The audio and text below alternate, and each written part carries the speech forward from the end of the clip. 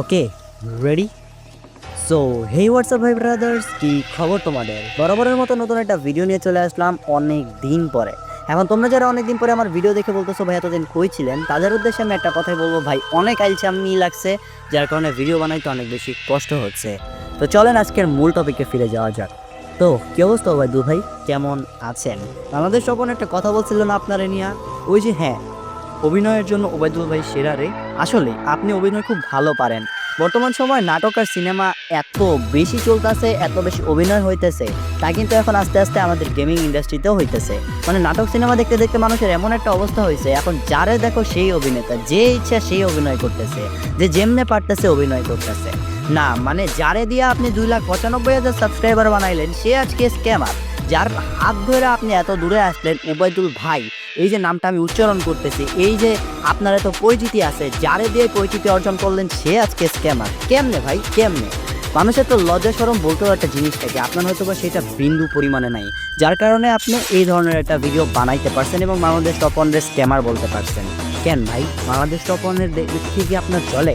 Bangladesh top 1 million subscriber হয়েছে দেখে কি আপনার চলে? বাংলাদেশ টপ 1কে বাংলাদেশের সবাই পছন্দ করে দেখে আপনাকে চলে?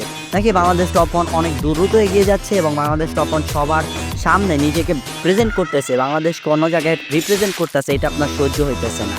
প্রান্ত দাদার কথা বলতেছেন, প্রান্ত দাদা নাকি স্ক্যামার, প্রান্ত দাদা নাকি এই, প্রান্ত দাদা নাকি সেই। ভাই আপনি নিজেও জানেন এবং অডিয়েন্সও জানে যে প্রান্ত দাদার গেম প্লে দিয়েই আপনি আপনার ইউটিউব চ্যানেল চালাইতেন। প্রান্ত দাদা যদি গেম প্লে না করতো, তাহলে আপনি আপনার ইউটিউব চ্যানেল কখনোই দাঁড় করাইতে পারতেন না। প্রান্ত দাদার ভালো গেম প্লের কারণেই কিন্তু আপনি আপনার ইউটিউব চ্যানেলে এত এত সাবস্ক্রাইবার অর্জন করছেন। তাইলে কোন লজিকে আপনি প্রান্ত দাদাকে স্ক্যামার বলেন? বাংলাদেশ টপ 1-এর হাত ধরে আপনি যদি না উঠতেন, তাহলে ওবায়দুল ভাই নামটা কখনোই এত হাইলাইটেড হইতো না, ওবায়দুল ভাই কখনোই এতটা দূরে আসতে পারতো না। এই যে ওবায়দুল ভাই নামটা, এটা তৈরি করছে বাংলাদেশ টপ 1-এর রাত ভাই।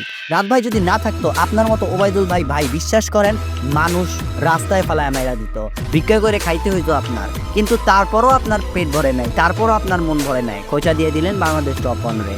ভাই এখনও বলতেছি ভালো হয়ে যান, সময় এখনও আছে। আর হ্যাঁ, টাকার জন্য যেহেতু কামড়াকামড়ি করতেছেন ভাই, টাকার আমার কাছে নেন। ধন্যবাদ। আর গাইস, আজকের ভিডিওটা খুবই খারাপ হয়েছে, আমি জানি, ভয়েস ওভার খুব একটা ভালো হয় নাই। তোমরা সাপোর্ট করো, কালকে সকালে একটা বা কালকে দুপুরে আরও একটা।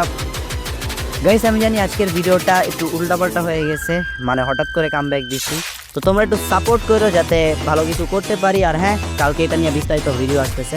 ধন্যবাদ।